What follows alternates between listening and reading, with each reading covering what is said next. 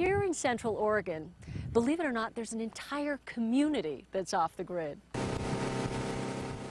This is the Three Rivers Recreational Area, a one-of-a-kind gated community made up of about 300 off-grid homes, everything from million-dollar mansions to trailers. A solar-run fire hall. Heck, there's even a solar-powered yurt, a traditional Mongolian house.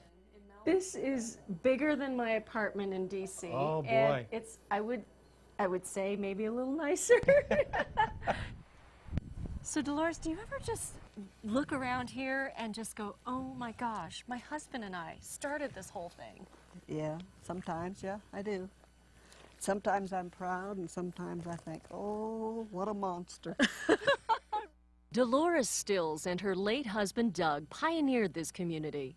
They purchased the nearly 4,000 acres of land in the late 1960s, made it into a campground with individual lots for sale. Back then, being off the grid wasn't a choice. There was no power here. We had propane lights that put out about as much light as a cigarette lighter. This is the original cabin built by Lorne's father. Lorne and his mom now live on the grid in a nearby town. They haven't laid eyes on this cabin for 20 years, until now. Oh, my goodness. Holy cow. This is different.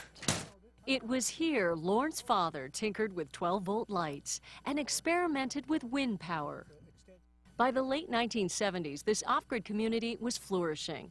But for real estate agent Elaine Budden, it wasn't exactly love at first sight. I mean, I'm hardly city slick, but it was like, holy smoke. Eventually, Elaine came around. The peace and quiet, the stars at night, the wildlife. It got to the point where we thought, you know, we could make this work. She and her husband David moved into the area 17 years ago. They settled into a prefab home they'd expanded, connected it to water, and wired it to a modest 800-watt solar system. There's nothing we do not have here. Wireless internet, washer, dryer, refrigeration. We have everything. But if you can't live without your soy no-foam latte, then this lifestyle might not be your cup of tea. You are 25 miles from the nearest Starbucks or supermarket, and you can't order in pizza. For Elaine and her fellow off-gridders in Canada, here you go, babe. It's a small price to pay for a life unplugged. In other words, the good life. In Ontario, Canada, Patty Kim, Energy Now. Bill and Lorraine Kemp say they're getting off the grid had its upfront costs about $40,000 worth. For other homeowners, the cost really depends on how much electricity you think you need to live comfortably.